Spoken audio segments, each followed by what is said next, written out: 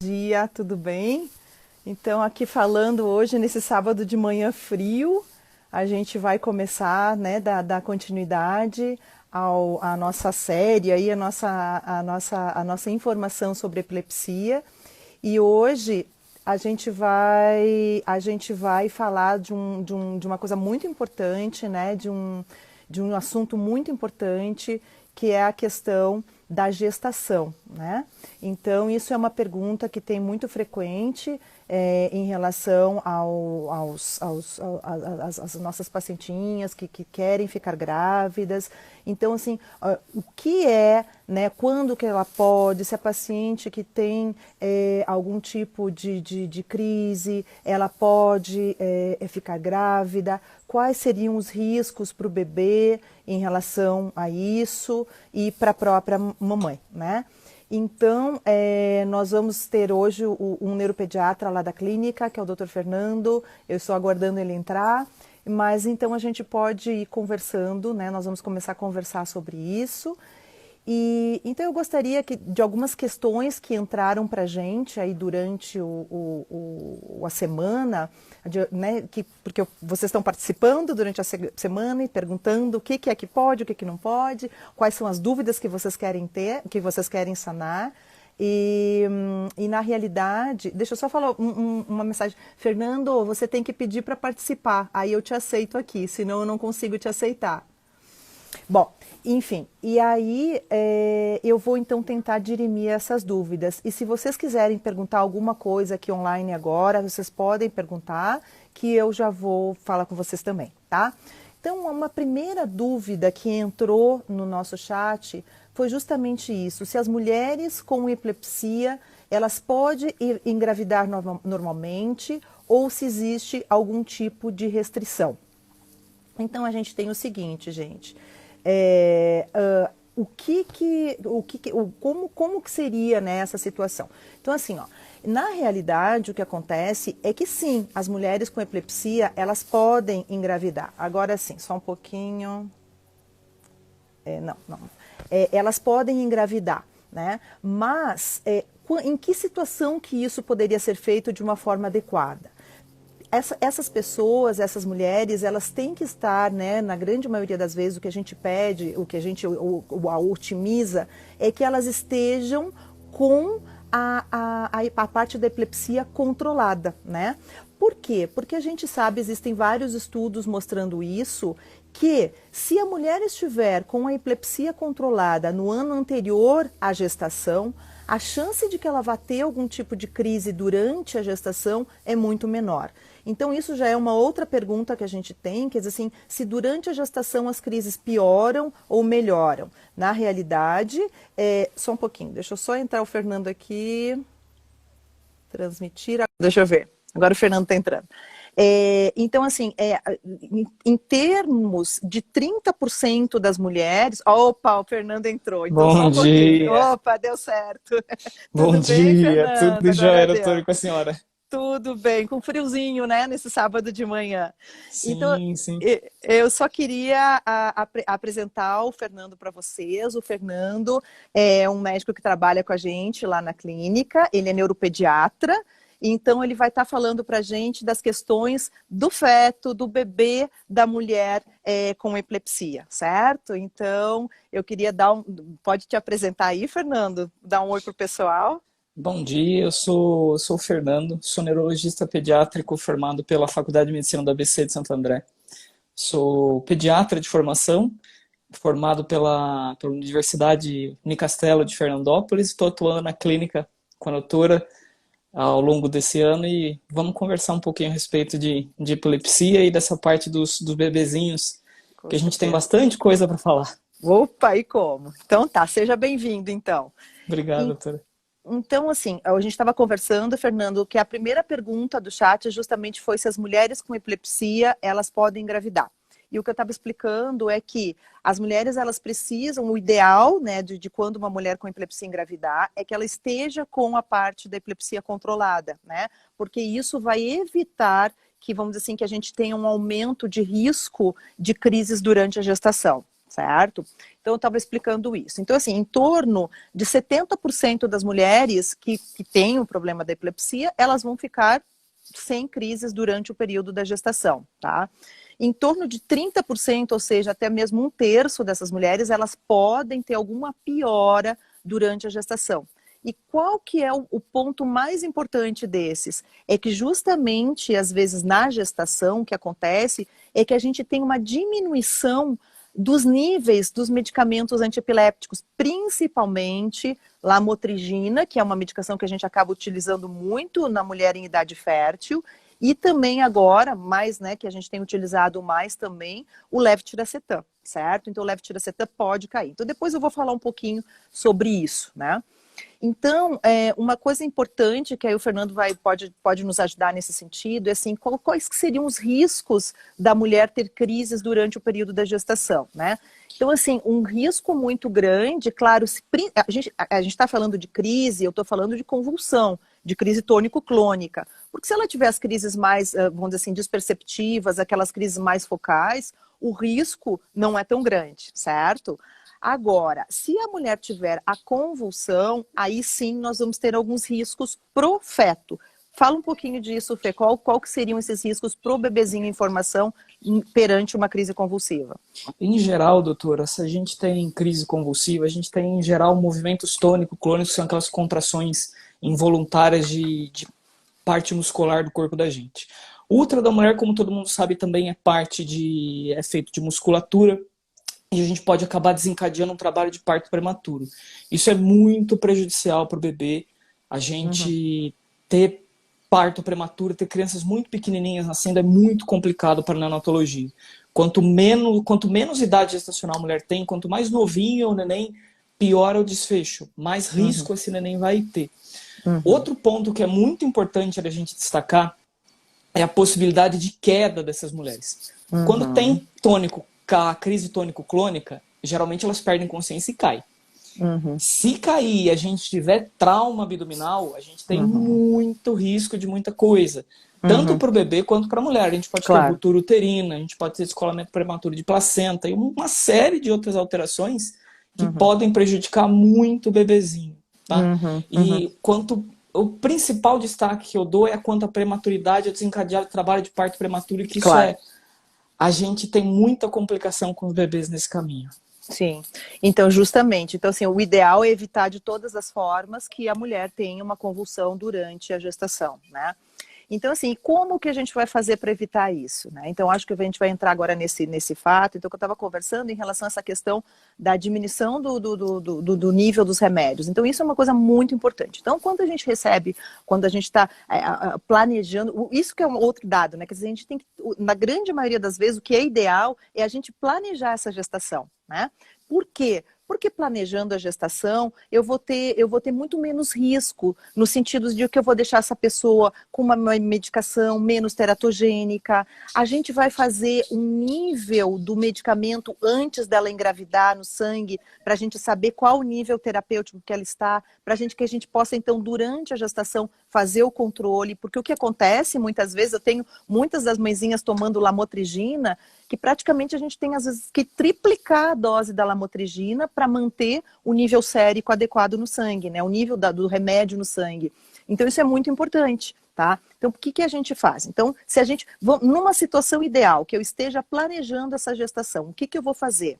Deixar essa mulher em monoterapia, ou seja, com uma medicação só. Isso é outra coisa que a gente vai falar um pouquinho da teratogenicidade. Então, assim, deixá-la com um remédio só, tá? Fazer o nível sérico. Então, o ideal é que a gente vai ter que acompanhar. Essa gestação seria uma gestação de maior risco, por todos esses dados que o Fernando já está comentando aqui com a gente. Então, assim, é uma pessoa que a gente vai ter que acompanhar de perto, idealmente uma vez por mês, né? Fazendo, então, o nível do remédio no sangue, para a gente ver se esse remédio está adequado, principalmente no último trimestre, do segundo para o terceiro trimestre, a chance que a gente tem desse nível, por questões hormonais, por questão de volume, diminuir no sangue é maior. Então, nós temos que fazer esse nível do remédio no sangue, tá?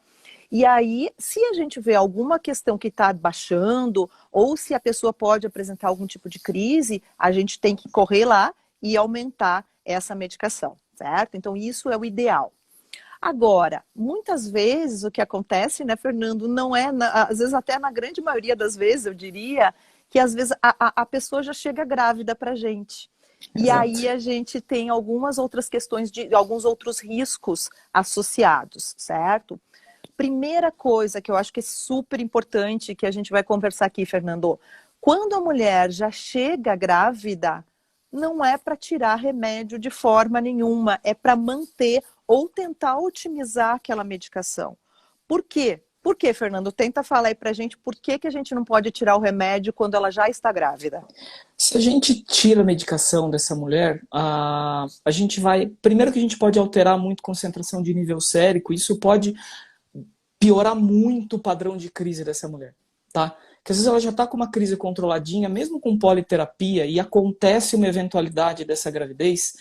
E se a gente tentar suspender a medicação ou tentar diminuir, a gente pode alterar completamente o funcionamento dessa mulher e a gente começar a ter uma crise atrás da outra e a gente acabar tendo complicação na gestação e a gente acabar perdendo essa gravidez, o que não é o desejo da gente, tá? Uhum. Outra E coisa importante, né, Fernando? A questão, assim, de que se ela tá, como tu tá falando, se ela tá controlada, começa a ter crise. E fala um pouquinho da exato. questão da formação do bebezinho em relação ao remédio. Quando ela já tá grávida, o que que já aconteceu? Olha, quando elas chegam grávidas pra gente, geralmente a gestação, você não, quando acontece esse acidente, você não descobre ela já logo no comecinho. O Uhum. grande problema da gente, em geral, é no primeiro trimestre, que é onde a gente tem a maior parte da formação do sistema nervoso central. E existem algumas drogas que são são prejudiciais. A gente diz muito prejudicial, porque apesar de, entre aspas, a incidência ser até baixa, Uhum. ali em torno de 10% de malformação, 10% para aquela mãe que está naquilo é muita coisa, Com certeza. tá? Se o Uhum. neném dela tiver nessa parte desse percentil, é muita coisa para ela. E Uhum. quais alterações que esse neném pode ter? Ele pode vir principalmente com malformação neurológica. Uhum. Alteração, a gente chama de alteração de linha média. O que, que vem a ser alteração de linha média? É malformação, o lábio leporino, que é aquele lábio aberto, Uhum. fenda palatina, além de ter problemas de desenvolvimento ao longo da vida, alteração Uhum. de QI, e a gente tem notado muito, e muitos estudos estão falando a respeito do aumento da incidência do transtorno do espectro autista. Tá? Uhum. E o Uhum. transtorno do espectro autista tem aumentado muito em Uhum. associação com as drogas antiepiléticas. Tá? Uhum. Uhum. E é importante ressaltar também que para a prevenção disso, você vai complementar, o ginecologista vai orientar, e a gente na neuro também, orienta a complementação com folato. Tá? O Uhum. folato Uhum. ajuda muito a evitar esse tipo de malformação, ajuda a evitar esse tipo de complicação, mas assim, não é legal a associação da gestação com alguns tipos de droga específica. Eu não sei se a gente pode citar nome de Vou droga falar, aqui, vou doutora.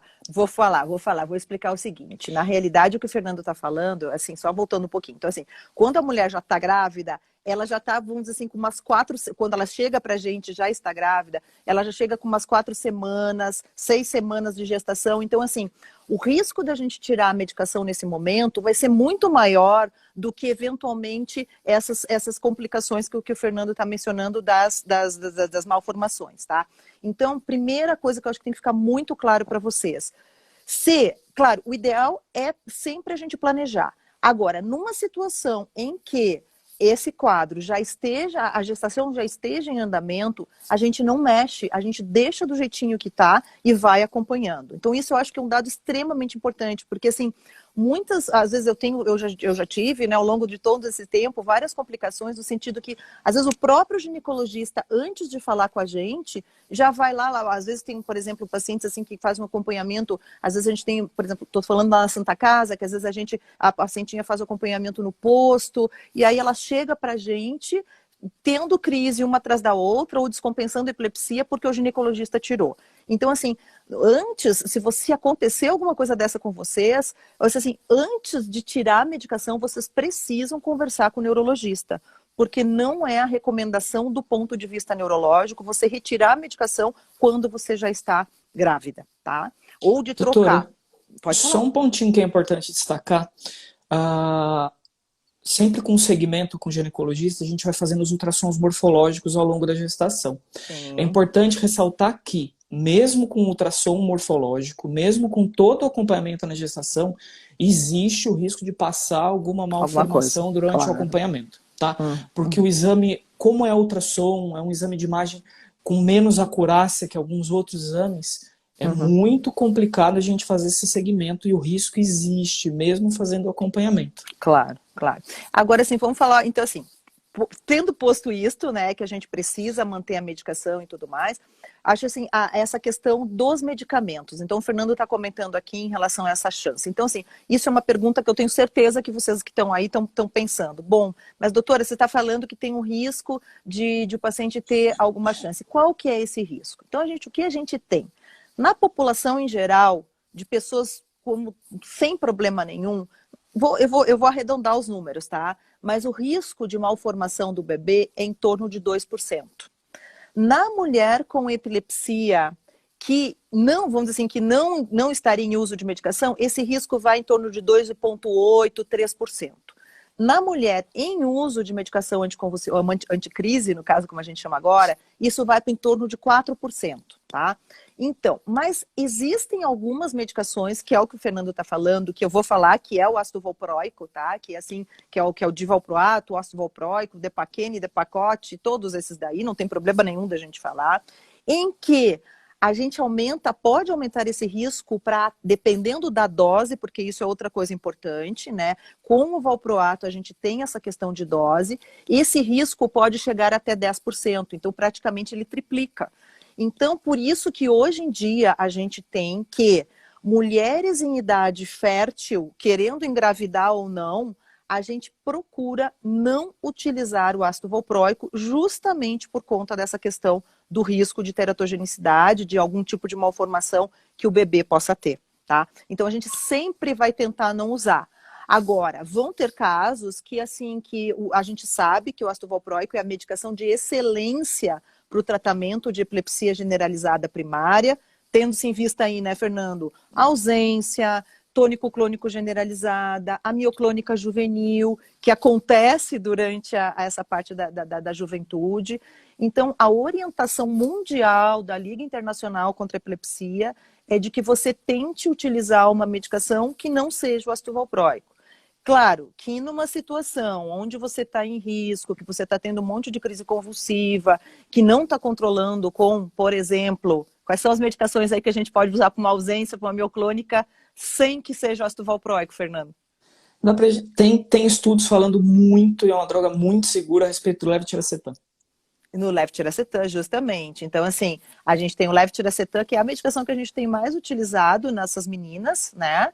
Então, levetiracetam, a lamotrigina, se bem que às vezes a lamotrigina, ela não controla muito bem as mioclonias, os choquinhos, né? Então, o leve, né, que é uma medicação que realmente tem controlado bastante, então a gente tem utilizado. Claro que o levetiracetam tem as suas contraindicações também.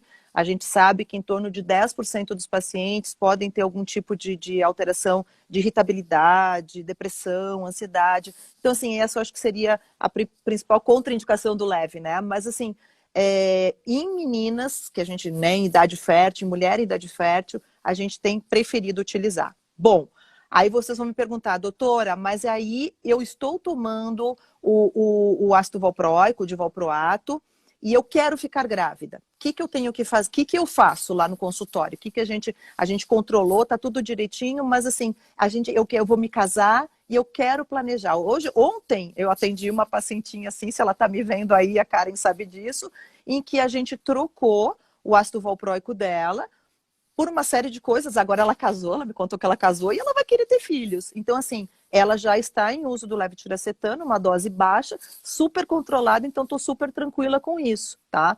Então, assim, eu tento trocar antes da mulher ficar grávida, a gente tira o divalproato, a gente tira o ácido valproico e utiliza uma outra medicação, certo? Então, isso é muito comum. Mas agora, o segundo cenário, ela já está grávida e está tomando ácido valproico. O que a gente pode fazer, Fernando? Olha, doutora, o ideal é você suplementar ela com folato, tá? Tá. E como a gente disse no começo da gestação, procurar deixar ela em monoterapia. Sem tá? dúvida, sem dúvida. Evitar troca de droga exatamente pelo problema da gente descompensar essa parte da convulsão dela. Se ela Sim. já está com a gestação Em andamento. em andamento, a gente tem que fazer um segmento muito justo em cima dela, a gente tem que acompanhar ela durante toda a gestação e fazendo ultrassom, e acompanhando a formação desse neném, e acompanhando todo o desenvolvimento dela, sempre visando o bem-estar do neném e principalmente o bem-estar da mãe, tá? Sem E dúvida. acompanhando sempre e evitar o máximo que ela tenha crise, tá? Uhum. Por conta daquilo que a gente falou no começo. Uhum. A queda Uhum. dos níveis séricos Sim. é tiro e queda na gestação, não tem É, jeito de evitar. é a maior causa, né, Fernanda? A maior causa de escape de crise na gestação é justamente o nível baixo. Ó, a Karen tá me acenando ali, ó, ela tá lá, tá ouvindo a gente. Então foi justamente isso que a gente fez, né? Então, assim, agora já que a Karen tá aí, eu vou entrar num outro ponto que eu acho muito importante, que na realidade da Karen a gente quis trocar a medicação não porque ela queria ficar grávida naquele momento, mas porque ela começou a evoluir com algumas questões de complicações em relação ao ácido valproico, tá?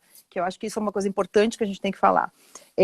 Que principalmente em adolescentes, a gente tem a questão da evolução do ovário policístico, tá? Então, o ovário policístico é algo ginecológico, então que o ovário vai ficando cheio de cistinhos e isso vai dando um problema sério vamos dizer assim, de alteração do fluxo menstrual.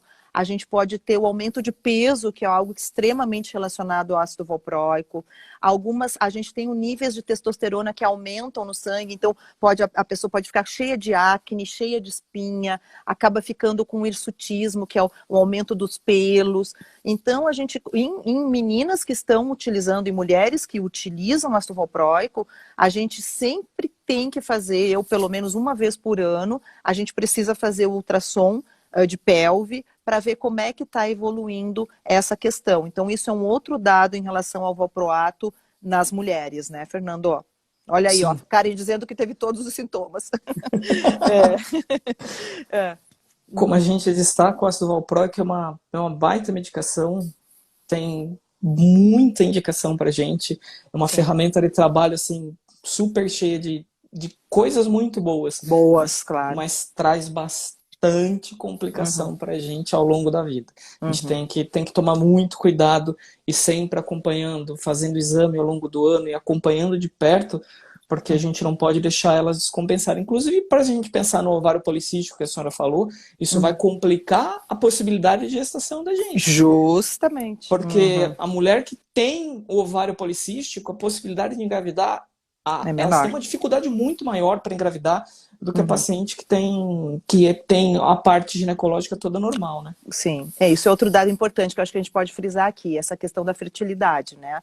Então, existem algumas medicações, principalmente o ácido valproico, se você tem essa questão do ovário policístico, você diminui muito a fertilidade. E tem outras situações também, né, que aí, claro, principalmente se a gente for pensar numa mulher que esteja com a epilepsia descontrolada, então aí você tem um risco maior também, assim, aí pelas questões da parte emocional também, que acabam tendo essa influência, então você pode ter uma diminuição da fertilidade, ou seja, da capacidade da mulher ficar grávida, certo? A diminuição de libido, né, que é a vontade, o desejo sexual, então tudo isso pode estar acontecendo nessa questão e aí isso também pode ter, então, essa situação de você diminuir a fertilidade. Um outro dado que eu gostaria de frisar aqui, vamos ver aqui daqui a pouquinho a gente já vai mais para os bebês, é que lá no início da live a gente teve uma pergunta que foi a questão da interação medicamentosa das medicações antiepilépticas com o anticoncepcional. Bom, gente, isso daí é super importante e isso é uma coisa que a gente precisa frisar bastante. Então, no sentido que, isso, às vezes o ginecologista também tem essa dúvida. Então, assim, uma grande maioria dos medicamentos, fala-se aqui, carbamazepina, oxcarbazepina, topiramato em doses acima de 200 miligramas, a fenitoína, que é uma medicação que a gente acaba até não utilizando, o próprio fenobarbital, que é o Gardenal, né? E esses medicamentos, eles têm um poder de induzir o fígado. O que eu quero dizer com isso? eles fazem com que o fígado, vamos dizer assim, metabolize ou trabalhe mais com essas medicações e ponha, principalmente o anticoncepcional, para fora do organismo. Então, ele diminui a eficácia da pílula. Então, com isso, nessa situação, né, Fernando, a gente pode ter, por exemplo, bom, a moça está tomando o anticoncepcional e tomando o seu medicamento e fica grávida. Por quê? Porque o remédio, o anticonvulsivante, tirou o efeito da pílula, né? Então, isso é uma coisa importante. Então, essas novas medicações, as medicações mais modernas que a gente tem, aí está falando da lacosamida, o próprio levetiracetam. Então, esses medicamentos mais modernos, não que eles tenham mais eficácia, que eles sejam melhores do ponto de vista de controle do que os medicamentos mais antigos, mas eles não têm esse perfil de interação com muitas medicações, e em específico, dentro do que a gente está falando aqui, do anticoncepcional, né? Então, a gente prefere utilizar também na moça em idade fértil essas medicações para que não tenha esse efeito com a pílula, né, Fernando? Exatamente, doutora. A gente tem que ficar muito atento porque é aí que acontece o problema que a gente falou no começo da gravidez indesejada. Isso, Tá? da gestação indesejada. Exatamente. Se a gente mudar o nível do contraceptivo, a gente vai acabar desencadeando, a mulher vai acabar ovulando e a gente vai acabar tendo a gestação. Sim. E aí a gente vai ter todos os complicadores que a gente já acabou frisou de antes. Exatamente. Claro. Uma outra coisa importante, eu acho assim, em relação agora, falando um pouquinho da anticoncepção, o que a gente sempre orienta, o que eu acho assim, o melhor método contraceptivo para a mulher que tem epilepsia e que está em uso desses medicamentos, por exemplo, ela está tomando uma carbamazepina, está super controlada e você não quer mexer nesse medicamento, né? Porque eu sempre brinco, os meus pacientinhos que estão aqui devem estar ouvindo assim, em time que está ganhando a gente não mexe. Então, o que eu sempre oriento, sempre que possível, a utilização do DIU, tá? Porque o DIU, ele não vai ter problema em relação a se tem efeito, se não tem efeito. A gente tem também assim, né, Fernando? Não é botou o DIU e esqueceu do DIU. A gente tem que ter um controle Exato. com o ginecologista certinho, tem que passar, porque às vezes o DIU também, 1% das vezes pode ter algum problema de perder, né, de não dar o efeito certo, né? Por isso que é muito importante a gente frisar sempre a associação de 2 métodos anticonceptivos, contraceptivos, tá? Preservativo e DIU, mesmo com a alteração dos níveis séricos de anticoncepcional, o anticoncepcional e o DIU de cobre, ou o anticoncepcional e o preservativo, sempre associar os dois, porque a gente deixar só um, se aquele um falhar, a gente vai ter um problema. Com o DIU a gente tem assim, a chance de falha em torno de 1%, então assim, é bem menos, é mínima, então assim, tu vai usar o DIU eventualmente com preservativo, mas assim, mulheres que estão controladas, tá tudo direitinho, a gente geralmente então orienta essa questão do uso do DIU. Entrou uma pergunta aqui em relação à lacosamida e teratogenicidade. Então, o que a gente tem da lacosamida, claro, a lacosamida é uma medicação mais nova, então você não tem, por exemplo, fenobarbital 1912, valproato 1967, por aí, 64, 67, então a gente tem muito mais tempo de acompanhamento. A lacosamida tem o quê? Uns 10 anos, mais ou menos. Então, mas não, a lacosamida não tem nesses, porque assim, só para contar um pouquinho para vocês, existem, vamos dizer assim, trabalhos internacionais de força-tarefa de vários países, tem um deles que é o maior, que é um da Europa, que é o EURAP, que vários países, que a gente até também já entrou nesse EURAP, lá pela Santa Casa, a gente acabou colocando, até umas pacientinhas do consultório entraram, que a gente está colocando os dados. O que isso significa? Que a gente coloca, é um grupo internacional de vários países, onde você coloca todas as informações da gestação daquela moça que está grávida. Então você põe quantas semanas, os ultrassons, os níveis séricos, para que se tenha esse acompanhamento. E aí daí a gente extrai esses dados, né? Quais são as pessoas que tiveram alguma malformação, que tiveram alguma intercorrência, que tiveram um parto prematuro. E aí, então, que a gente linka, que a gente associa às medicações, tá? Então, assim, com a lacosamida e, por exemplo, com o levetiracetam, o que tem se visto é que, sim, eles não têm um risco maior do que a população, em geral, do que aqueles 3, 4% que eu falei para vocês, de teratogenicidade. Então seriam, entre aspas, porque eu não tenho tanto tempo de acompanhamento, mas seriam medicações mais seguras, assim como a lamotrigina, tá? Só que a lamotrigina, a gente tem, durante muitos anos, a lamotrigina foi a medicação de escolha para mulher em idade fértil, certo? Mas o que a gente tem de complicação da lamotrigina na gestação é justamente se segurar ali para poder manter o nível, porque a lamotrigina cai muito, 60% das vezes. Eu não sei se tem aqui algumas das minhas pacientinhas que estão junto aqui com a gente, mas assim, às vezes eu tenho uma paciente que eu tive que triplicar a dose da lamotrigina e praticamente ela ficou com 900 miligramas de lamotrigina por dia para que a gente pudesse manter nível sérico, né? Então haja bolso, né? Exato. Haja bolso para pagar tudo isso. E aí, mas doutora, a senhora está falando que se eu tomo um remédio com dose alta, vai ter o maior risco. Mas o problema é que eu estou tendo que te dar a dose mais alta porque o teu nível está caindo por conta da gravidez. Então, por isso que a gente tem que aumentar. Mas quando o bebê nasce, imediatamente a gente já tem que diminuir isso. Porque senão, Fernando, o que acontece? Essa mulher intoxica, né? Exatamente, exatamente. Além do que, no momento do nascimento, a gente vai ter a parte do aleitamento materno, né? Ah, bom, nós vamos chegar lá. Vamos, já tô antes do aleitamento, então agora a gente vai para essa parte. Então, assim, ó, uma outra pergunta, deixa eu só ver aqui pra gente. Aqui, ó, Fernanda, então tu já respondeste isso. Se os bebês que estão sendo gerados também sofrem consequência das crises epilépticas, sim. A gente falou que sofre, como o Fernando já comentou. Deixa eu só responder a outra aqui. O Edu está aí com a gente, tudo bem, Edu? Então, nos pergunta em relação à questão da carbamazepina no caso das crises focais. Então, aí, a carba, como eu falei, é uma excelente medicação para o controle de crises focais, desperceptivas, sem alteração de percepção ou com, e que a gente acaba utilizando muito frequentemente. Mas a carbamazepina, sim, é uma medicação que diminui o nível da pílula, então você precisa ter um controle duplo, então, como o Fernando mencionou, de usar pílula mais o anticoncepcional, pílula mais o preservativo, para que essa moça não tenha o risco de ter uma gravidez indesejada.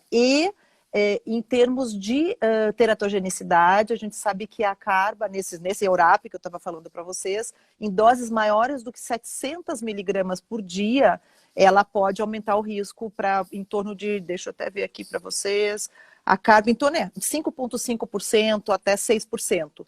Então, o ideal é que você use a carbamazepina em dose menor do que 700 miligramas para evitar diminuir o risco da teratogenicidade. Tá bom? Tudo jóia. Bom, vamos lá. Deixa eu ir para uma outra pergunta aqui, então. Sim, então, assim, é essa pergunta que a gente já está falando agora. Se os medicamentos empregados no tratamento da epilepsia podem afetar de alguma maneira a formação dos bebês. Então, o Fernando já comentou isso em relação à questão da teratogenicidade. Teratogenicidade, falando, né, de modo leigo, são as malformações que podem acontecer no bebê. Então, as mais frequentes o Fernando já falou. Então, lábio leporino, o ácido valproico, né, Fernando, com essas questões de tubo neural. O que é isso? É o fechamento da espinha. Então, a espinha, a medula, que é, vamos dizer assim, faz parte ali, né, que está dentro da coluna, que vai ajudar nos nossos movimentos, essa medula pode vir para fora, né? E o bebê pode ter algum problema. Então, o que pode acontecer, Fernando? Fala se o bebê tiver uma espinha bífida, explica o que é isso para elas. Quando a gente está nas primeiras semanas de gestação e durante a evolução do neném, durante a formação, a gente tem todo o fechamento do tubo neural, que a doutora falou, que é a parte que vai formar a nossa coluna, tá? Se a gente não tem um fechamento completo desse tubo neural, um fechamento adequado, a gente pode nascer com a espinha bífida. E o que é isso? É a coluna da gente aberta, tá? A coluna estando aberta, a gente pode não ter exposição da medula espinal e a gente não ter muita complicação, ou pode, então, a gente acabar nascendo com a exposição da medula espinal, tá? E isso acabar no trabalho de parto, na hora da extração do bebê na cesárea, acaba lesionando essa região e a gente pode ter complicação de tetraparesia, do nenenzinho ficar parético, com alterações de espasticidade, que são complicações que podem acontecer nesse neném, tá? Basicamente, para a gente falar em termo leigo, é quando a coluna do neném nasce exposta, tá? Porém, a gente tem que lembrar, a parte de cima da gente, o encéfalo, também tem a mesma formação que a coluna, tá? Então, se a gente tem malformação aqui embaixo na coluna, a gente pode ter malformação de fechamento lá em cima e a gente nascer com exposição de tecido do sistema nervoso central, tá? E isso é ainda pior do que a exposição da coluna lá embaixo, tá? Então, por isso que essa importância toda da gente conseguir lidar direito com essas medicações. Deixa eu só ver aqui.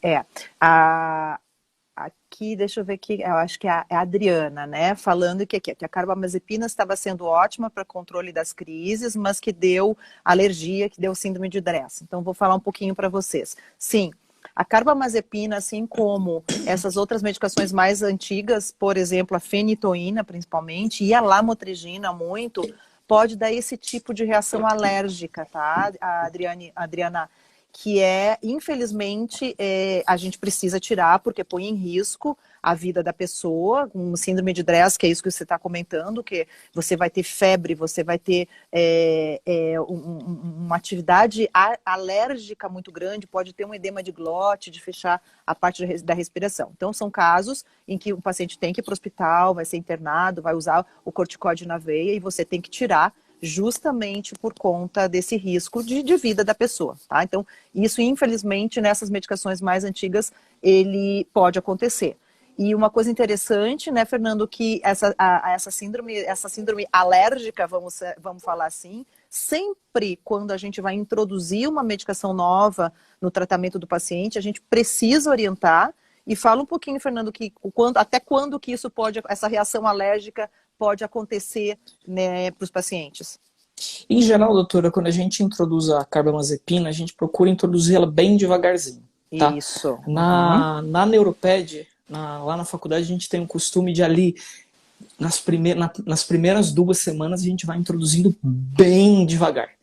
Bem devagarzinho, porque se a gente entrar logo de cara com uma dose de tratamento, em geral elas vão dar esse problema dessa reação da carga pra gente. Pode dar, né? Tá? Claro. Então a gente vai subindo bem devagarzinho ao longo de 1, 2 semanas ali pra gente conseguir evitar essa reação alérgica delas, tá? A gente vai fazendo esse início gradual, a gente tem uma máxima aí que é o go low, go slow, quer dizer, vai devagar, vai baixo e vai devagar. Mas mesmo assim, tem pessoas que mesmo você fazendo com isso, dessa forma, pode acontecer de ter essa reação alérgica, e aí sim. Então, assim, só para falar, então, essa reação geralmente ela acontece até 2 semanas após a introdução, mas ela pode acontecer até 2 meses após a introdução, 1 mês, geralmente 2 meses. Então a gente precisa ficar, às vezes a pessoa já nem lembra mais que começou a tomar o remédio e você pode ter isso, tá bom? Então, voltando um pouquinho aqui para as nossas perguntas, olha, a Karen está justamente aí, era uma das perguntas agora. Qual a chance do bebê desenvolver epilepsia também pela genética da mãe? Quer responder essa, Fernando? Tudo depende muito de qual síndrome epilética a gente está falando, tá? Existem epilepsias que a gente já tem determinado a parte genética, tá? E a mãe tem alteração de um gene. E se a mãe tem alteração desse gene, ela pode passar esse gene para o neném sim, tá? Há algumas alterações de canal de sódio, algumas outras alterações genéticas que podem ser transmitidas sim, tá?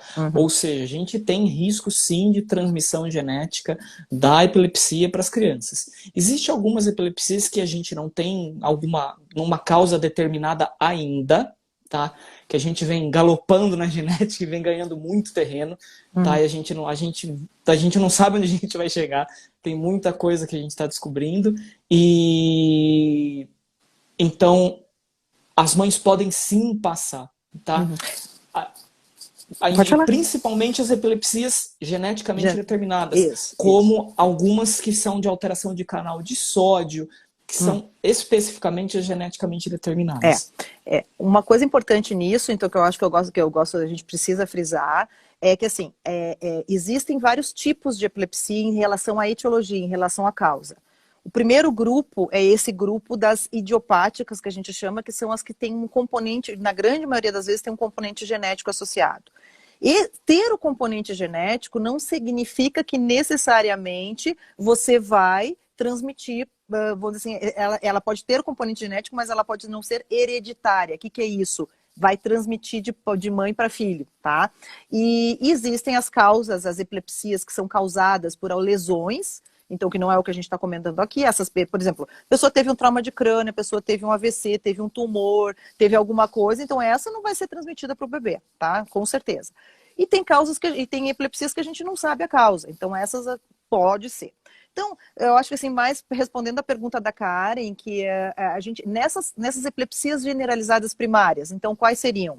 Epilepsia de ausência, a epilepsia tônico-clônica, né, com crises do despertar, a epilepsia mioclônica juvenil, quer dizer que a gente sabe que tem um componente muito importante de transmissibilidade. Então, vamos colocar aí a grosso modo, você teria de 50% de chance de transmitir pro bebê, tá? Então, assim, isso que a gente tem que frisar aqui. Não é todo tipo de epilepsia que vai ser hereditária, que vai ser transmitida para o bebê. E não é todo tipo de alteração genética também que vai ser. Essas alterações genéticas que a gente chama de novo, que elas acontecem isoladas, essas não vão ser transmissíveis.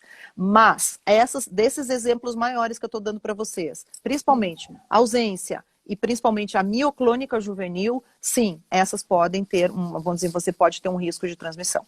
Tá? Porque não é um gene único. Essas epilepsias, elas são poligênicas, que a gente chama, são vários genes. Então você pode ter o risco de transmissão, sim. Agora, bom, então só voltando um pouquinho para a questão da teratogenicidade, que a gente já tinha falado lá no início, das medicações que podem causar, então a questão do tubo neural, malformações cardíacas, elas estariam mais relacionadas à carbamazepina, aí o próprio fenobarbital, malformações de trato urinário, isso a gente não falou aqui, mas agora eu lembrei de uma pacientinha minha que o bebezinho dela teve o que a gente chama de hipospádia. Fala o que é hipospádia, Fernando. Se não estou falando grego aqui. A hipospádia é a inserção do buraquinho de onde sai o xixi da uretra em local diferente.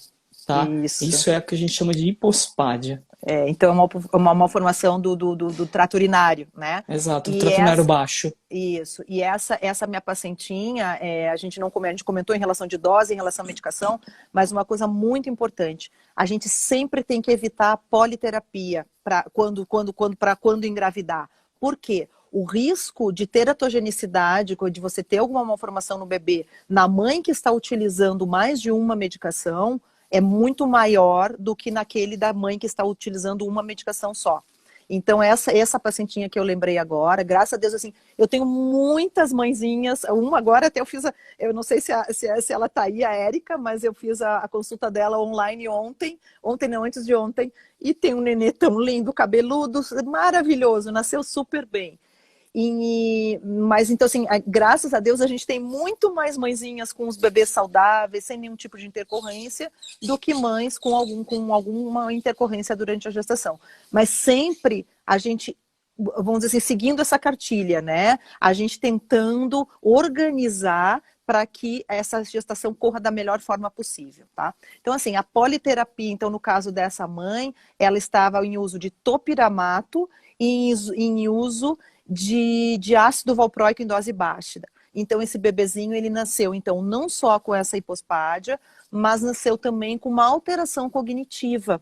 Então, isso que nós vamos falar agora. Que não é só a questão da malformação, mas, como o Fernando já mencionou antes, o aumento de risco de autismo, de TDAH, né, Fernando?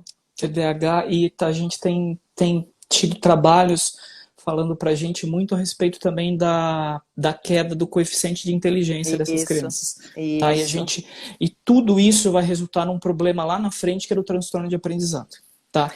E assim, o que tem subido pra gente na neurologia pediátrica, o TDAH, o autismo e os transtornos de aprendizado é uma grandeza. Tá?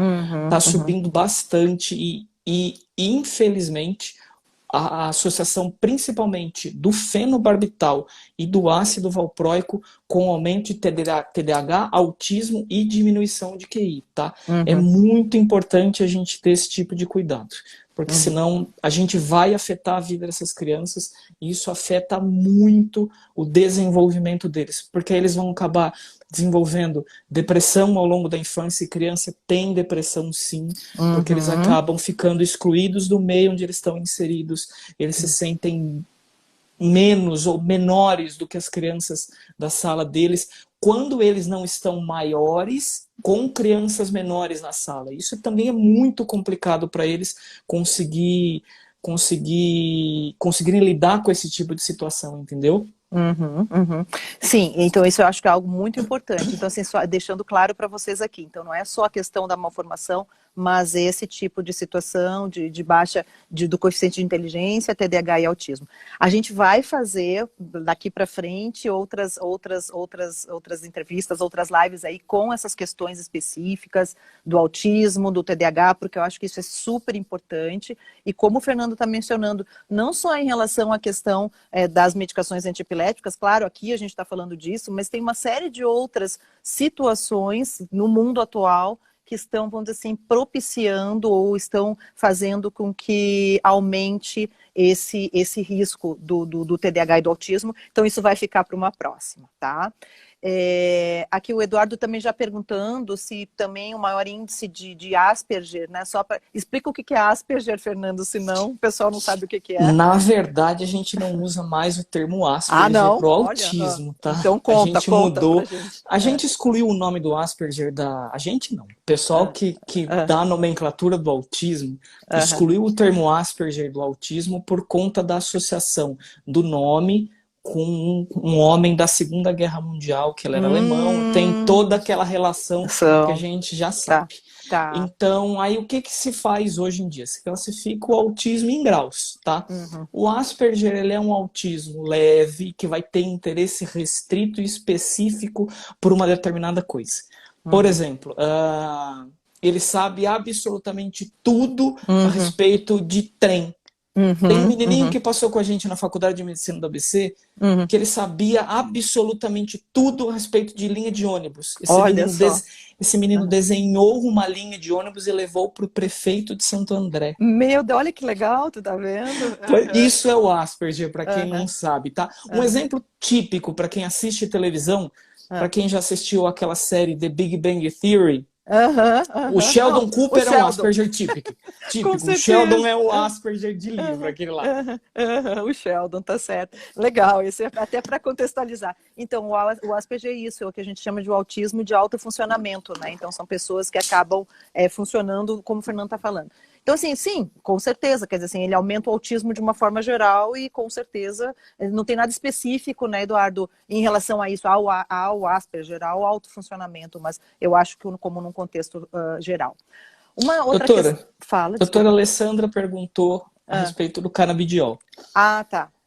Canabidiol no Brasil é uma medicação nova que está entrando e é bastante promissora para quem está trabalhando, tá? Uhum. A gente tem usado, a gente tem ainda algumas dificuldades por conta do processo de importação, que ainda é um medicamento que ainda está vindo de fora do Brasil e que a gente Tem, está tem o tá brasileiro, entrando, né? Tem o tem, brasileiro agora, mas só que. o canabidiol de qualidade mesmo, a Uhum, gente tá, a gente tá com esse problema ainda do custo, que nem a senhora falou, mas a gente tá começando a utilizar, tá? uhum. E assim, eu na faculdade tenho o privilégio de O ter Rubens. aprendido muita coisa com o Dr. Claro, Rubens. O claro, Dr. claro. Rubens e sabe assim absolutamente tudo de canabidiol. Principalmente E relacionado ao autismo, né, Fernando? exato, exato. Uhum, E a gente tem tido respostas extremamente animadoras uhum, no autismo com o canabidiol, tá? tá.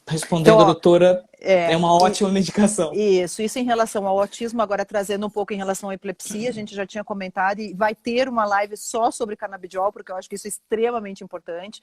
E em epilepsia, só para deixar claro aqui para você, Alessandra, a gente utiliza, mas principalmente Já vou falar, Érica. Principalmente em relação à questão das epilepsias de dificílimo controle, por exemplo, como a síndrome de Dravet, que a gente vai falar para frente. E, então, assim, situações mais nichadas. E não é dizer que o canabidiol serve para tudo e para todos. Então, a gente, numa próxima live, vai falar sobre canabidiol. Trazendo para o nosso tema aqui agora, só para a gente falar disso, a Érica, ela comentou ali uma situação em relação à carbamazepina, quem usou carbamazepina durante a gestação, essa questão, a associação de alterações do bebê com a carba, não, Érica, não tem. Isso é bem definido em relação ao ácido valproico, mas não, e fenobarbital, como o Fernando comentou, mas não tem dados, vão ser robustos que falem em relação às outras medicações, tá? Agora, só trazendo também, então, um pouquinho o que a Érica também tinha comentado antes, que pena que ela não consegue entrar aqui com a gente para dar o depoimento dela. Depois nós vamos tentar fazer uma coisa mais abrangente, que a gente consiga trazer as pessoas para poder dar os depoimentos. Mas só comentando assim, em relação a essa questão da parte psicológica quando a mulher está grávida. Eu acho que quando a mulher está grávida, eu já fiquei grávida, sei que tem um monte de gente aqui que já ficou grávida, principalmente na primeira gestação, é uma caixinha de surpresa. A gente fica cheio de dúvida, a gente fica cheio de medo. Ai, meu Deus, como vai ser o parto, como não vai ser, o que vai acontecer com o bebê, o que não vai acontecer. E vocês imaginem, assim, tripliquem, multipliquem isso na cabecinha de uma moça, de uma gestante, com um problema, claro, com vários problemas de saúde, mas aqui a gente está falando da epilepsia, sabe? Então, assim, isso é algo que fica de uma forma muito grande, que a gente tem que tranquilizar da melhor forma e ajudá-las, né, no sentido da gente fazer com que essa gestação seja o mais tranquila possível. Mas eu sei, por exemplo, a Érica aqui, eu tenho certeza, né, no início ela teve, além da epilepsia, ela teve muita dor de cabeça. Então isso pode acontecer durante a gestação, da mulher ficar com cefaleia, enxaqueca. Então, assim, outros problemas que não a epilepsia. Então, acho que a gente tem que tentar, realmente, a gente como médicos, né, Fernando, tentar apaziguar e tentar melhorar ao máximo, porque senão fica uma coisa muito, muito complicada. Mas eu acho que sempre a nossa posição, né, Fernando, como médicos, no sentido... E também, assim, apaziguar por um lado, mas por outro lado, contextualizar e informar de tudo o que pode acontecer e de todos os cuidados que a gente precisa realmente ter durante essa gestação. As condutas da gente hoje em dia têm sido sempre muito divididas, é o que a gente diz com o paciente. A gente sempre procura explicar para eles riscos, benefícios e falar, olha, a gente tem esses caminhos para seguir, tá? Uhum. E aí, se ele não concorda, a gente tem que achar alguma alternativa, mas a conduta a gente sempre procura dividir, mas sempre frisando. É importante a gente explicar principalmente os riscos daquilo que pode acontecer. Sim. Se a gente não levar a conduta a sério, não levar o tratamento que a gente está propondo a sério, a gente pode ter riscos ainda maiores do que a gente usar a medicação. Então, a gente tem que sempre pesar muito bem tudo que está acontecendo. Claro. E outra coisa, né, Fernando, então, em relação a isso que a gente falou agora, quer dizer assim, a mulher fala, não, o meu bebê pode ficar com malformação, pode fazer isso, vou parar de tomar. E para. Aí é muito pior. De jeito nenhum. Se a gente parar de tomar medicação, a gente vai acabar se expondo a todos aqueles riscos que a gente falou lá atrás, tá? E uma epilepsia controlada pode evoluir para uma epilepsia de difícil controle, e a gente evoluir. Você tá com a gestação de 12 semanas, não vou parar de tomar a medicação. Se você entrar em estado de mal epilético, a gente pode acabar tendo que encerrar a gestação ali. Sim, o neném morre. E aí, inclusive, não só o neném morrer, a mãe pode sair com sequela muito grave de um estado de mal epilético. Meu Deus. Que é uma patologia muito complicada. Então, não vamos fazer isso, pelo amor de Deus. Não.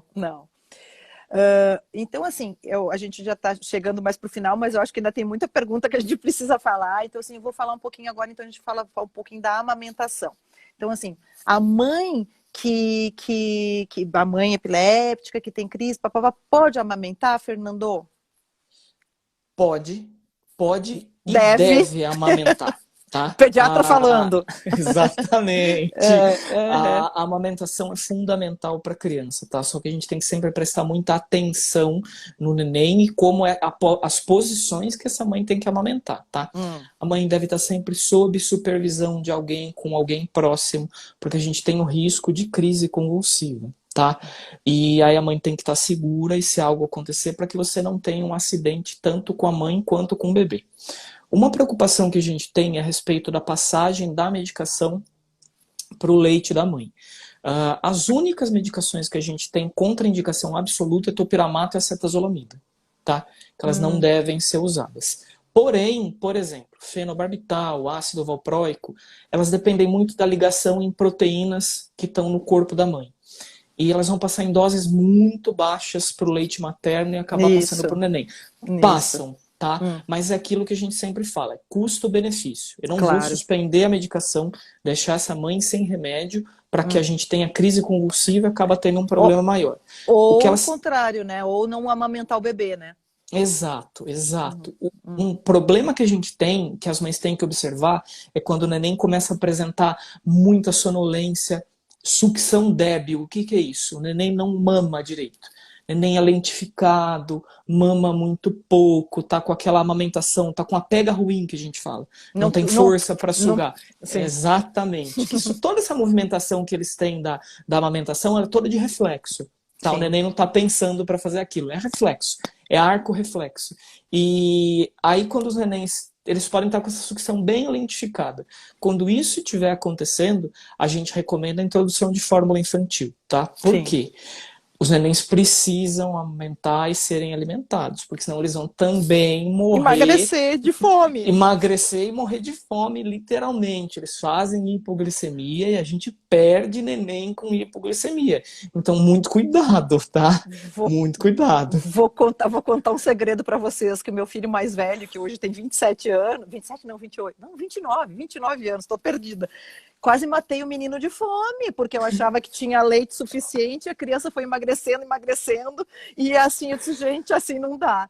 Então, assim, só para vocês verem, eu, médica, quase matei o filho de fome, porque não tinha leite suficiente para amamentar. E, então, assim, isso só para contextualizar, quer dizer assim, que a mulher grávida, a mulher que está com um bebezinho de marinheiro de primeira viagem, a gente tem muita dúvida, certo? O segundo filho já saiu com leite da maternidade, entendeu? Se vou, não, o segundo não vai dar.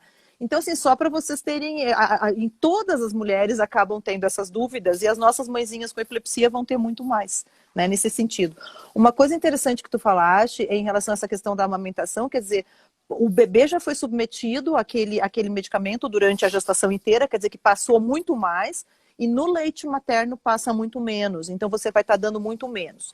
Então, assim, em relação tanto ao fenobarbital quanto ao clobazam ou os benzodiazepínicos, eles podem sim dar um pouco de sonolência, essas questões que o Fernando está falando. Então, assim, aí só falo o que é o leite infantil, aí a fórmula infantil, né, Fernando? Fórmula infantil que a gente fala. Agora a gente vai falar de marca, tá? Não tem como me referir à fórmula infantil sem falar em marca. Certo. Fórmula infantil não é ninho, não é nem fases, não é nada disso, tá? Fórmula infantil é fórmula de partida.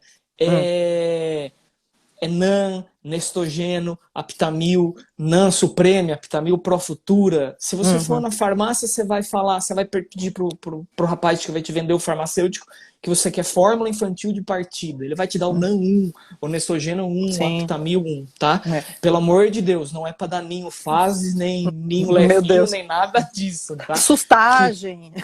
De jeito nenhum, por favor, não façam isso. Não façam engrossar isso. Engrossar o leite. Nada de maisena na mamadeira, nada disso, tá? Isso é prejudicial para os nenéns. A gente tem, isso aumenta a incidência de alergia a proteínas de leite de vaca, asma, obesidade infantil, algumas outras complicações ao longo da vida adulta. Tá. Não, eu acho que o ideal é sim conversar com o pediatra, né? E aí o pediatra já informa direitinho o que o bebê tem que tomar. Tá? É importante ressaltar para as mães que elas sempre devem, qualquer dúvida, por mais boba que possa pareça para elas, né? Claro. Leva para o neurologista que está acompanhando vocês, levem para o pediatra, tá? que a gente vai saber explicar direitinho para vocês tudo o que está acontecendo e tudo o que deve ser feito. Não pensem que as dúvidas de vocês são bobas. Mas por mais bobinha que possa parecer, é uma dúvida muito importante para vocês e que pode estar complicando demais alguma situação para vocês em casa. Então não achem que as dúvidas de vocês são bobas, porque não são sempre importantes. Dei meu depoimento aqui, eu ficava a noite inteira tentando amamentar a criança, e aí não dava certo. Então, assim, eu, médica, tive essas dúvidas, né? Exato.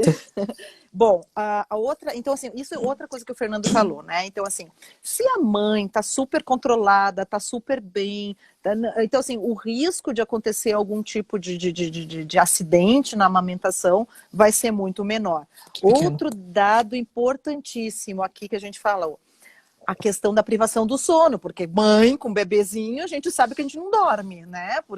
E principalmente se o bebê tem que mamar, se ela tá amamentando, não adianta, o marido não vai poder dar a mamadeira, é ela que tem que acordar para amamentar. Então isso eu conversei, por exemplo, estou dando exemplo da Érica, porque foi assim, anteontem que ela estava ali com a gente. Então assim, a orientação é o quê? Porque a privação de sono pode ser indutora de crise, né, Fernando? Então, sim, o que eu falo? Quando o nenê dormir, tu vai lá e dorme um pouquinho também, porque a mãe precisa descansar, senão ela pode ter crise por privação de sono, né? Exatamente. Não é só falta de medicação que causa crise. Privação de sono também pode desencadear crise e a gente ter problema. Tá. Tem mais uma pergunta aqui em relação, que aí vai mais também em relação à amamentação, mas aí a questão em relação ao banho, troca de roupa e transporte do bebê. Fala lá. Sempre procurar fazer troca de roupa, banho, essas coisas, sempre sob supervisão, sempre com alguém perto, tá? E sempre, o que a gente lê muito é a respeito de troca de roupa em um lugar plano, próximo do chão, tá? Porque aí a gente evita risco de queda na própria altura, porque se a mãe tá... O neném não vai cair quando a gente está trocando, por exemplo, no trocador, mas trocador, quando a gente coloca, que tem aqueles pezinhos, às vezes a mãe pode convulsionar, cair, bater nos pezinhos, cair ela e cair o neném, tá? Então, colocar alguma coisa à prova d'água no chão, tá? E procurar trocar o neném sempre mais próximo possível do solo, tá? Banho sempre supervisionado, tá? Procurar dar o banho sob supervisão da avó, do pai, sempre com a ajuda de alguém, pra gente evitar risco de acidente. Claro. Exatamente. E o banho, a gente tem a questão da água, então a questão do afogamento, então isso é mais, né, a troca. Eu estava pensando aqui agora também, às vezes, assim, do ponto de vista prático, de repente na cama, né, na cama do casal, tudo até para trocar. Cama do casal é muito boa, porém a gente tem que tomar cuidado a partir de 5, 6 meses de idade. Claro, porque ele sai correndo. A gente começa a rolar na cama e pro chão, então muito cuidado. Tá, aí é cuidado com o bebê mesmo, né? Exatamente, porque isso é uma queixa absolutamente recorrente com a gente no pronto-socorro infantil. O doutor estava tocando a fralda e caiu. Olha, nem eles cegam a gente, né? Ele sai assim, correndo. A mãe virou para trás para pegar um talco, ele caiu pro chão. Bonitinhos, tá certo. Bom, aí, olha, nós já estamos chegando aqui no nosso final. Eu vou só terminar. Não foi uma questão que veio, mas eu acho que foi uma questão muito pungente durante essa semana. A questão que a gente sabe que a partir do dia... que dia que foi? Foi terça-feira, né? Que, se não me engano, que entrou a questão da vacinação das grávidas para o Covid, tá? Então, trazendo o Covid de novo aqui. Então, a gente sabe que as gestantes com algum tipo de intercorrência ou de comorbidade, só falando para vocês aqui, gente, vou esclarecer da live da semana passada. O que é comorbidade, Fernando? Explica para o povo o que é comorbidade. Comorbidade é doença associada, tá? Isso. Doença associada principalmente quando ela está descontrolada. Por exemplo, asma leve, controlada. Não é qualquer coisa. Não é comorbidade. Comorbidade é uma asma grave. Descontrolada. Você tem que usar medicação todo dia para fazer controle. Isso é uma comorbidade associada. Um paciente com uma hipertensão secundária a algum problema cardíaco, uma hipertensão pulmonar associada a algum problema cardíaco, isso é comorbidade. É uma doença grave associada a um quadro de base. Ao quadro de base. Então, assim, o quadro de base que a gente diz é o COVID. Então, por exemplo, no nosso caso, então assim, as mães com epilepsia podem, aí depende de tudo, quer dizer assim, depende se você está controlada ou não está controlada, então aí vai ser assim, a julgamento do seu médico de realmente dizer que aquilo é uma comorbidade associada ou não, e aí então você estaria apta a fazer a vacina. E só para falar um pouquinho, então, a questão que vocês souberam que aqui no Brasil a gente teve uma complicação com a vacina da AstraZeneca numa mulher no Rio de Janeiro, que, se não me engano, ela estava com 35 semanas ou 36 semanas, e ela teve um quadro de uma trombose, 2 ou 3 dias, trombose cerebral, 2 ou 3 dias depois da vacinação. Então, o que aconteceu é que eles suspenderam a vacinação com a AstraZeneca até que se averigue tudo direitinho para ver se tem relação, se não tem relação, e aí, então, liberar novamente. Então, mas assim, eu acho que sim, vocês têm que tomar vacina, claro, como a gente comentou a semana passada, e para que não, porque assim, o risco, agora vamos falar um pouquinho do risco do Covid na gestação, Fernando, e porque a gente, né, tem eu tenho visto muito não, mas algumas grávidas com Covid, em que entram, a gente tem que fazer o parto, a cesariana de urgência. Tem casos dramáticos aí descritos na mídia. Fala um pouquinho disso, Fernando. O Covid tem sido muito triste para a gente nessa parte da gestação, tá? Durante a gestação, a mulher está, entre aspas, com um corpo estranho dentro dela. Ela já está com todo o sistema imunológico dela alterado e afetado. A gente tem um processo inflamatório contínuo na mulher com gestante por conta da presença do nenenzinho, tá? E à medida que a gente tem infecção pelo Covid, essas mães têm tido, muitas mães com respostas muito ruins, tá? Elas descompensam a parte respiratória, elas descompensam a parte vascular, elas fazem reação inflamatória, não está sendo legal, tá? A gente já pegou casos, eu trabalho ainda em maternidade, e a gente pegou caso de mãe com quadro clínico compatível com Covid, ela acabou de ter o neném, ela descompensou a parte respiratória, a gente teve que levar a mãe para UTI, é muito triste, tá? Além do que, se a gente está com toda a parte de oxigenação dessa mãe prejudicada, saturação ruim, a gente tem que antecipar parto, a gente tem todo o risco da prematuridade, tá? E o risco de encefalopatia da prematuridade é muito grave. O que é encefalopatia da prematuridade? É alteração neurológica, são processos, entre aspas, de machucado no cérebro do neném por conta da prematuridade, tá? Que os vasos sanguíneos do cérebro do nenenzinho são muito mais frágeis do que o do adulto, da criança maior, tá? Eles se rompem com mais facilidade e pode causar sangramento, tá? E isso acaba resultando na encefalopatia da prematuridade. E além da prematuridade, que é um risco muito grave, a gente tem todo o risco de anóxia neonatal. O que é anóxia neonatal? É falta de passagem de oxigênio da mãe para o neném, tá? Esse neném vai nascer com algumas notas que a gente coloca baixas, o neném vai sofrer uma hipóxia crônica ao longo da gestação e ao longo daquele período que a mãe está com Covid, e é bem complicado, tá? A gente ainda não tem muito relato de Covid em recém-nascido. Existem alguns casos, tá? A Covid na criança, ela está acontecendo de uma maneira diferente nos adultos. É muito importante ressaltar, tá? Mas alguma coisa de encefalopatia ou de reação inflamatória ou problema respiratório nos recém-nascidos a gente não está tendo. O problema todo é relacionado à sequela do parto da mãe, tá? A mãe complicou, o neném vai nascer com complicação. Então é muito, né? Vacinem para que vocês não tenham o Covid justamente e não tenham esse risco. E a gente sabe, né, Fernando, que a questão que a mulher grávida e a puérpera, então a mulher que deu à luz, ela tem um risco, como tu falaste, assim, por conta dessas questões do sistema imunitário e tudo mais, um risco maior de algum tipo de alteração circulatória, tipo trombose, né? Ela tem uma tendência, qualquer mulher no pós-parto tem um risco maior de algum tromboembolismo, de alguma coisa. Então, assim, no Covid, isso triplica, porque a gente já sabe que o próprio Covid dá esse risco. Então, realmente são situações dramáticas. Eu li recentemente, aí, durante essa semana, uma mãe que morreu, que tinha uns gêmeos. Nossa, essas coisas que na mídia só vem tragédia.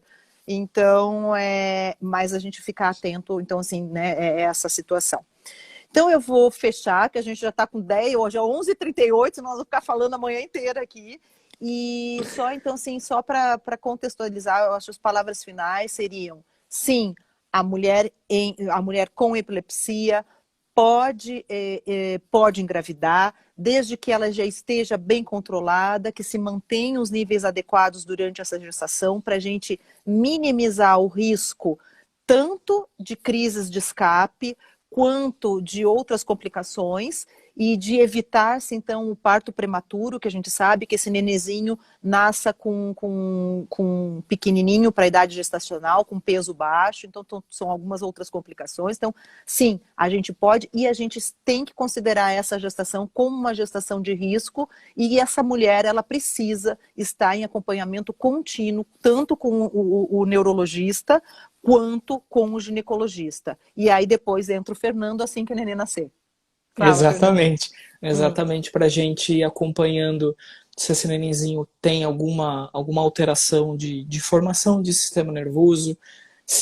É importante ressaltar que a gente não vai notar alteração de comportamento já nos primeiros meses de vida. Esqueçam essa balela que tem algumas pessoas falando de vou diagnosticar autismo com 6 meses de idade. Isso não existe. Tá? Isso não existe. A gente tem que observar ao longo da vida para a gente ir acompanhando os nenéns. Mas é importante o segmento para a gente ver malformação de sistema nervoso central, a parte de irritabilidade do neném por causa de contato com droga antiepilética, toda essa parte de desenvolvimento do neném e acompanhando marcos de desenvolvimento do nenenzinho, que às vezes podem ficar um pouquinho mais retardados por conta da exposição à droga. Retardado que eu digo os marcos. Exatamente. Os marcos do desenvolvimento vão ficar um pouco mais atrasados do que o normal. Uma palavra melhor é atrasado. Melhor. E aí só assim, os marcos, aí explica quais são os marcos, Fernando.